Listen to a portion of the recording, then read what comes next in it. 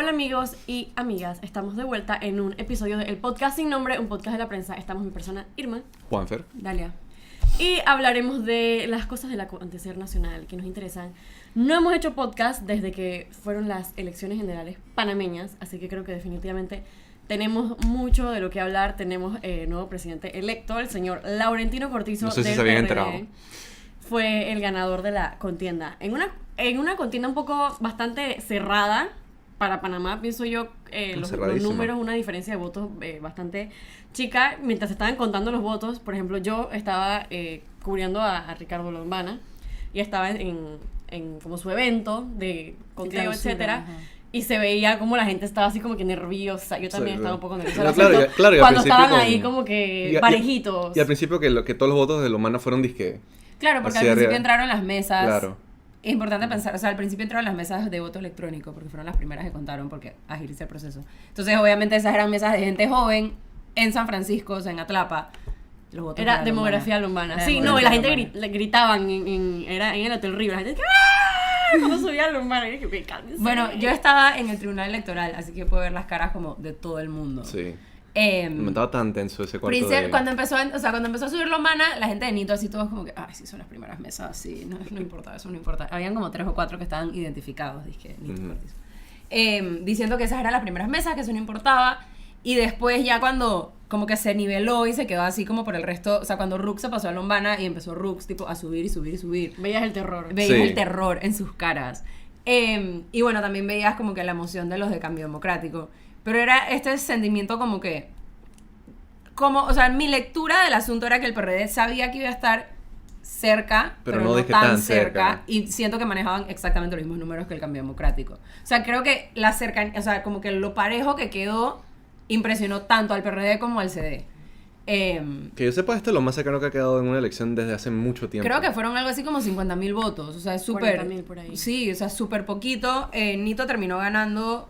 O sea, Cortizo terminó ganando con un 33%, Rómulo con un 31% y el tercero ya Lombana con 19%. O sea que en realidad sí fue súper cerca. Y no sé, como que, bueno, ese día hubo todo el tema de que no llamaron normalmente, o sea, estaban esperando que se llamara entre 6 y 8 de la noche. Nosotros ahí sentados hasta las 11 de la noche. Sí, hasta como las 11:30 esperando. fue que eventualmente el tribunal hizo la llamada. Me daba risa porque en muchos eventos del PRD la semana antes dije, a esta hora el próximo domingo, y eran las 5:30 de la tarde, a esta hora el próximo domingo nos va a estar llamando el tribunal a decirnos que somos el próximo presidente, y no fue a esa hora, fue casi a medianoche.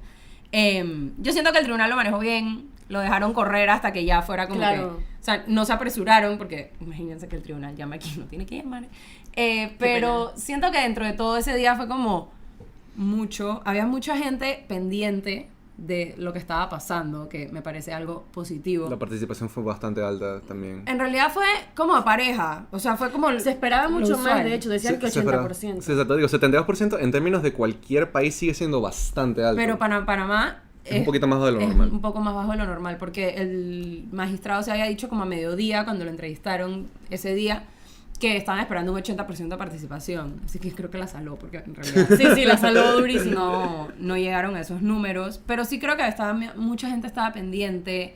Y bueno, toda la incertidumbre de... ¿Y qué está pasando con los votos? Y las actas, y todo el tema como que fue bastante... Sinceramente, yo pienso que si la elección hubiera sido como que una semana más, de repente se hubiera ganado Rux. Rómulo Rux. Lo que me parece muy curioso a mí es que el PRD estaba tan seguro de su triunfo y decían que iba a ganar con 50%, etcétera. Sí. Que no sé si ellos están haciendo de repente algún tipo de introspección, pensando como que, chuzo, estuvo cerca, hay que ver cómo nos fortalecemos, etcétera, o simplemente pensaron que no importa porque al igual ganamos. Pero, o sea, como que ambas opciones están... Para comentar en lo que te has dicho, no me puedo imaginar, porque si tenía una predicción como esa, y obviamente Nito y toda su campaña como que tuvo la confianza de que él iba a ganar con tanta ventaja, imagínate qué miedo debe ser estar sentado ahí viendo cómo Rux y Nito andan, dije Yo creo que ellos en algún momento sí estuvieron en el 40-45%. No sé si llegaron al 50%, pero sí creo que ellos manejaban esos números y como tú dices, si la campaña se hubiera extendido un poquito más o las elecciones hubieran sido 2 o 3 semanas después, yo sí siento que en la campaña sabían que los números iban bajando. Y básicamente estaban cerrando filas y que rápido que llegue la elección, que llegue la elección. Y aquí lo comentamos sobre cómo fueron cambiando la campaña. O sea, ya no estamos tanto buscando el voto, sino reteniendo el voto que tenemos. O sea, no necesitamos que una persona que no sabe por quién va a votar vote por mí, necesitamos que los que van a votar por mí no voten por nadie No voten más. por otra persona. Entonces ese fue como, creo que dentro de todo funcionó la estrategia de cerrar filas, o sea, como que de conseguir todos sus votos. Bueno, el día de las elecciones habían bastantes personas que estaban tuiteando cosas como que no, Cosas llegué a la mesa y cuando me dieron la papeleta ya tenía el gancho Anito, como que habían estas cosas raras. Personalmente yo no conocía a nadie que lo estaba diciendo, así que yo pensaba que simplemente era como que campaña sucia o Chisme. era algo así como que muy conveniente que este día de las elecciones. Ya después, como que el número de gente que lo decía empezó como a subir bastante. Ya gente que yo sí conozco y luego, que literalmente me decía, en la mesa tal, no sé qué cosa, le dije al delegado, o sea, como que me explicó todo. Y luego yo como que, está raro. Y bueno, después más adelante... el ilustre Mauricio Valenzuela de claramente como que fue a una escuela, como que le dieron un dato de que en una escuela había unas papeletas y él fue a ver y habían un montón de papeletas marcadas, el gancho del 1. Y bueno, sin doblar. Esas cosas, eso... Sumado a mucha gente que decía que las actas estaban como que raras en algunos centros, como que las actas no tenían mucho sentido. Y yo vi algunas que sí tenían razón, por ejemplo, de que si en una mesa votaban 200 personas, de que 200 votos eran para un candidato, tipo no había ninguno nulo, no había ninguno nulo. Como que habían cosas medio raras. Y pienso que otra persona que se dio cuenta que habían cosas medio raras fue Rómulo Rux, porque días después de la elección hizo hasta una conferencia de prensa en la que habló como que hay cosas raras, no voy a decir que voy a impugnar, pero tampoco voy a decir que no voy a impugnar. Sí. Entonces se formó como que estaba un poco como una incertidumbre.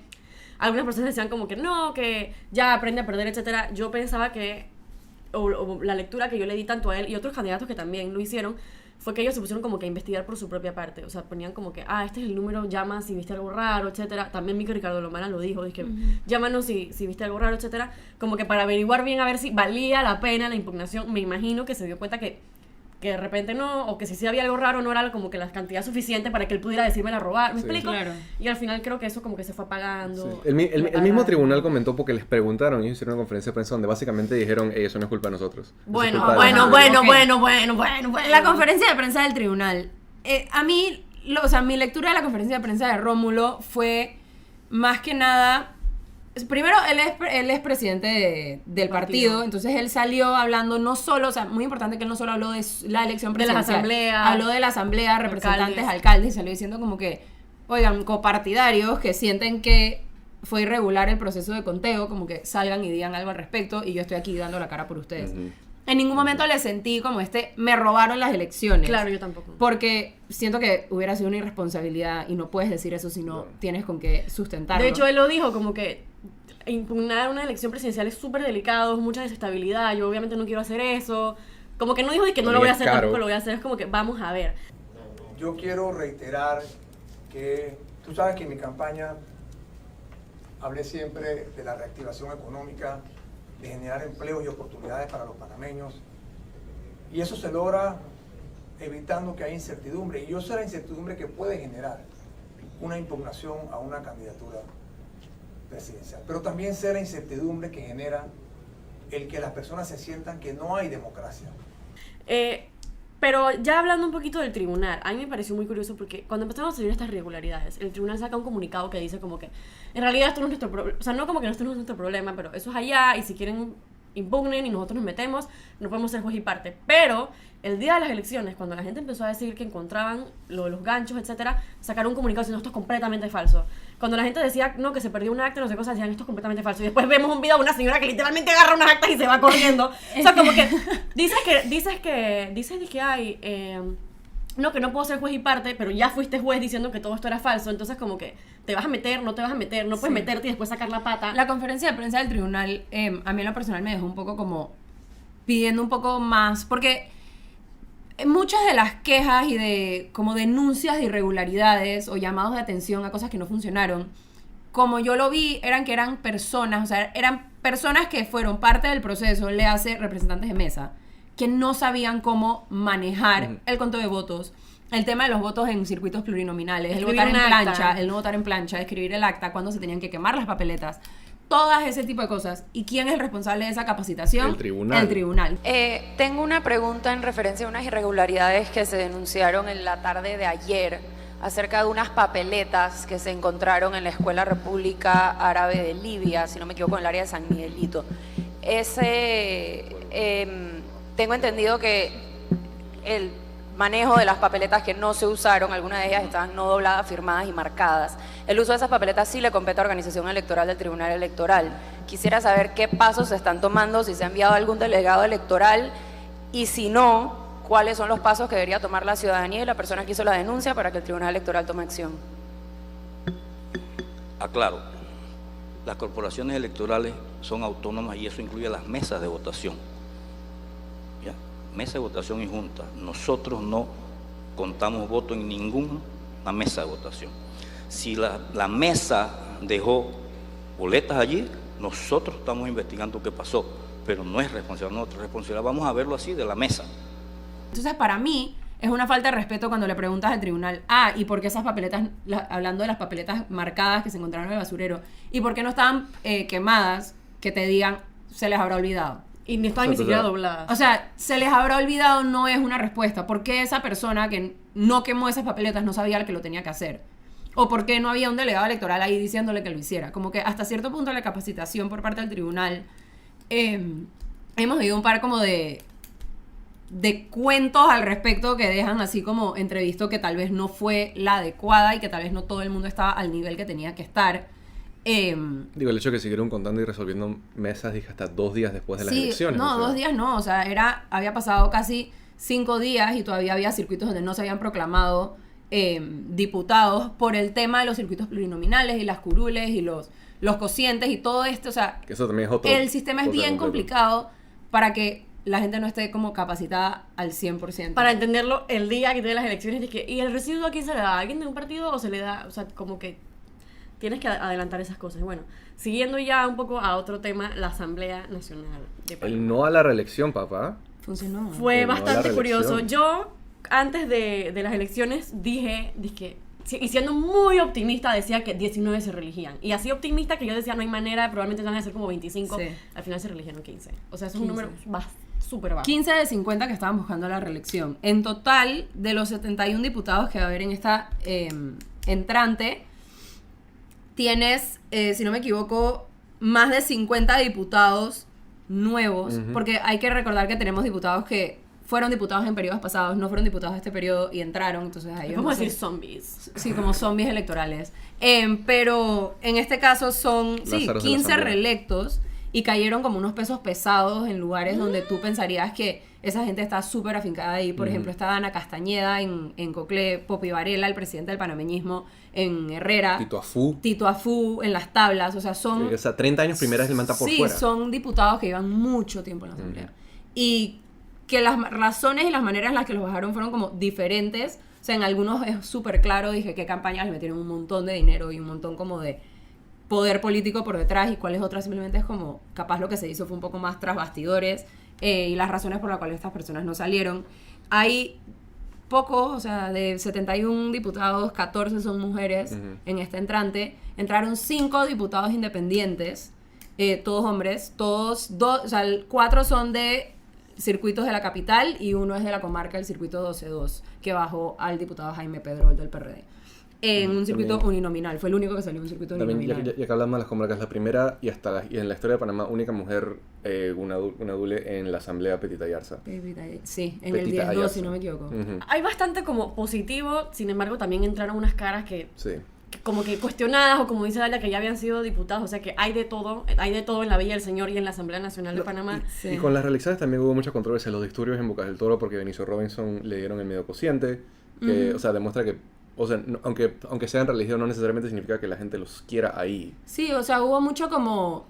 Siento que eso es parte también como de la participación del proceso. Ujú. O sea, no fue solo salí a votar, sino que me enteré del resultado y tengo una opinión al respecto. Como que eso es... Y también muchas Parte. irregularidades que al final van a llevar a impugnaciones, que ya muchos candidatos han hablado de cómo, o ex candidatos han hablado de cómo van a impugnar, porque vieron que las actas tenían algo raro, o como, esto es algo que también me di cuenta, cómo habían candidatos que en la noche estaban completamente lejos de tener una curul y de la nada a la mañana siguiente madrugonazo quedó adentro y uno se quedó así como que ¿qué? ¿Cómo pasó Sí. esto? O sea que hay cosas ahí, vamos a tener creo que noticia para rato con las impugnaciones, Sí. así que esto no va a ser aburrido. La composición de la asamblea, el PRD logró 33 curules. ¿No eran 34?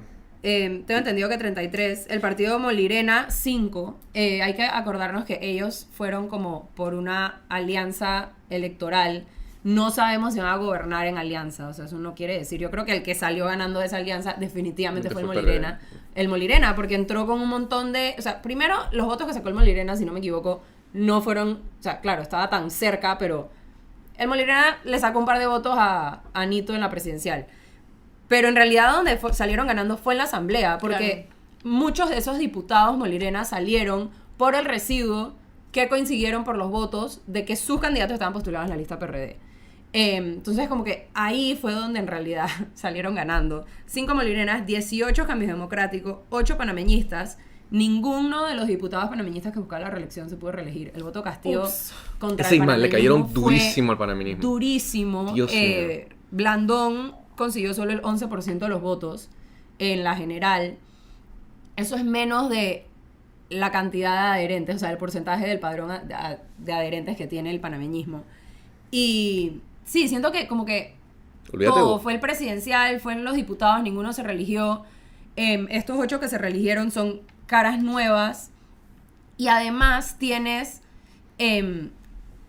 me llama la atención porque mucha gente decía como que es que Blandón, su gestión como alcalde, le pesó mucho la Vía Argentina en la calle Uruguay. No le pesó mucho la Vía Argentina en la calle Uruguay. Ricky Domínguez, representante de Bellavista, panameñista, donde está la Vía Argentina y donde está calle Uruguay, se religió. O sea, no es el tema... Ese no fue el tema. El tema es que fue un voto castigo duro contra el panameñismo. Y también pienso que la manera en la que Blandón decidió llevar la campaña también influenció. Claro. Yo pienso que él sí pudo haber sacado más votos. Con todo y que hay un partido Varela y todo, tal vez sí hubiera hecho una campaña un poco más, no sé, real a él, más acorde a su manera de ser y su personalidad, en vez de tratar de hacer algo que nunca lo habíamos visto de su parte. Pienso que de repente sí hubiera como que capitalizado más. Pero sí siento que alguien que le quitó muchos votos a Blandón fue Ricardo Lombana y Ana Matilde Gómez. Sí, como que la demografía de Blandón coincide bastante con la gente que votó por Ana Matilde y la gente que votó por Lombana. Sí. A él le preguntaron en un knockout que salió ahora entre semana, y él decía que él esperaba tener por lo menos, o sea, que nunca pensó tener un 10%. Yo tampoco lo pensaba. Pensó un 20%. Y pensó que... Countdown. No, pero mira que interesante, porque sí pensó que Nito iba a tener alrededor de un 32, un 33. Pensó que Rómulo iba a estar un poquito más abajo. Y pensó que entre los independientes ambos iban a tener 20%. Fue 25%. O sea que, sí, como tú dices, quienes les robaron los votos son las personas. O sea, su escenario, él se está inflando un poquito, como me imagino que es normal que suceda. Pero estaba como... No sé, él hace un análisis bastante interesante y habla de eso, de las cosas que él pudo haber hecho diferente. Y sí, decía que le había como dedicado demasiado tiempo a la constituyente, cuando en realidad lo que a la gente le estaba importando era la economía. Y hace este análisis que yo no lo había hecho, que todo el tema de la corrupción, la gente se queja más de la corrupción cuando la economía le está yendo mal. Claro. O sea, cuando tu bolsillo está mal, tú eres el que, mira, y además, o sea, primero, me está costando todo caro, y segundo, los diputados están robando $100,000. Cuando los diputados se pueden estar robando $100,000, pero si tú estás comiendo y tienes plata para salir y para viajar, no te molesta. Digo, veamos el porcentaje de reelección de la asamblea en el periodo pasado fue mucho más alto, fue casi Claro. 50%. Y manejaron 50%. partidas millonarias de igual manera. Y ahora Claro. fue, o sea, bajísimo y va con ese tema. Pero creo que eso también coincide con simplemente un cambio, y lo he dicho muchas veces, un cambio en la forma en la que los panameños se relacionan y entienden a sus mandatarios, ¿no? El hecho de que 3 candidatos por la libre postulación llegaron. Ricardo Lombana sacó casi 400,000 votos. O sea, eso nunca ha pasado antes. El hecho de que hayan 5 independientes en la asamblea, eso tampoco nunca ha pasado antes. Hubo un pocotón de primeras veces en estas elecciones. En cuanto a los independientes, en literalmente realidad es una históricas. bancada joven. El diputado más joven en la asamblea es independiente Juan Diego Vázquez, que sacó más de 35,000 votos Es en el San diputado más Miguelito. votado a nivel nacional. Y creo Sí, que en la historia de que Panamá. creo que en la historia de Panamá, como que sacando votos él solo, en verdad, es un trabajón. Gabriel Silva en el 8-7 también, Raúl Fernández y Edison Brosse salieron 2 independientes en el mismo circuito. El 8-8. En el 8-8. Así que en realidad, y Adán Bejerano en el 12-2, en un circuito uninominal contra 3 partidos políticos. O sea, en realidad, el Muy tema loco. de los independientes siento que ha como roto paradigmas de distintas durísimo, maneras, sí. pero al mismo tiempo es la primera vez que vamos a tener una bancada, una facción independiente, que va a ser tanto una ayuda como un reto, porque ya no es, antes teníamos a Ana Matilde Gómez como independiente en la asamblea, y ella podía tomar decisiones, bajo lo que ella sintiera que estaba correcto y decirlo ahí mismo ella, pues, o sea, la única que tenía que decidir algo ahí era Ana Matilde. Ahora hay 5 y habrá que ver qué tanto se ponen de acuerdo, cómo, si tienen las mismas prioridades y si cómo No se sabes. manejan con los otros partidos. Ya, Claro. ya están medio que empezando a... Digo, parece que están siendo consistentes por lo menos en estas primeras semanas. Ya Digo, renunciaron no han llegado a la poder tener asamblea. beneficios. Eso es otra. La gente está como que súper pendiente de lo que dicen, lo que hacen. Ya han surgido críticas. Oigan, Digo, porque por esto- lo esto menos es muy- denles una semana en la asamblea para ver qué tal, cómo se manejan. Porque es muy diferente lo que tú dices afuera, tanto para bien o para mal, con lo que tú vas a hacer adentro. Y ahí es donde tú vas a ver el trabajo. Un tema al que quería volver, que no lo toqué. Siempre se habla de que los panameñistas siempre sacan que 5 puntos más en la elección. O sea, por ejemplo, en una encuesta sale 10%, la gente dice, no, es que el panameñista vota escondido, y no vimos eso en esta elección, porque no sé qué habrá pasado que el panameñista que antes votaba escondido simplemente decidió o no ir o votar por otra persona. Que me parece bastante curiosa, como esa mística clásica que siempre te la dicen. No, los panameñistas Lo siempre, los los panameñistas subestimamos. siempre, No es nunca mentira que marcan en las encuestas, y El partido ahora... sufrió en esta Bueno, elección. y va a ser interesante también ver cómo se reestructura el partido, porque el presidente del panameñismo es José Luis Popi Varela, que ya no es diputado.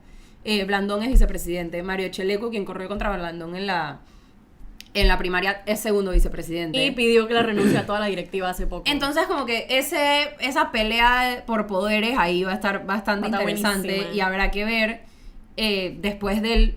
O sea, ya Juan Carlos Varela es parte del panameñismo, pero Blandón se distanció bastante de él y ha dicho que no estaban como... O sea, no se llevan bien ahorita mismo. Entonces va a ver cómo eso lleva con el partido y... No sé, va a estar bien Sí, interesante. hay una cosa que yo quisiera cerrar, y es con algo que pasó muy reciente, el discurso de Nito Cortizo, porque me parece que fue un cambio de tono interesante, ya que, digo, en la campaña obviamente tú estás en campaña, tienes que ganar, tienes que tener, y que tienes que como que prender a la gente, pero ahora su discurso fue mucho más, fueron 15 minutos de él diciendo, ya se acabó, unámonos todos, tenemos que seguir hacia adelante, yo estoy aquí para trabajar con ustedes, y digo, obviamente uno tiene que tener como que su... Dije, pepita de duda, pienso yo, pero me parece que es un buen approach llegar y decir Digo, como... cuando ganaste con 33%, Tienes que hacer eso, sumar sí. al otro 66%, porque si no... Sí. No, sí. O sea, la chirola. Ajá. Pero sí, a mí también me pareció interesante y en la primera reunión de transición que tuvo con el presidente Varela, ahora está como usando el uniendo fuerzas para, como que panameños, unamos fuerzas. Está interesante.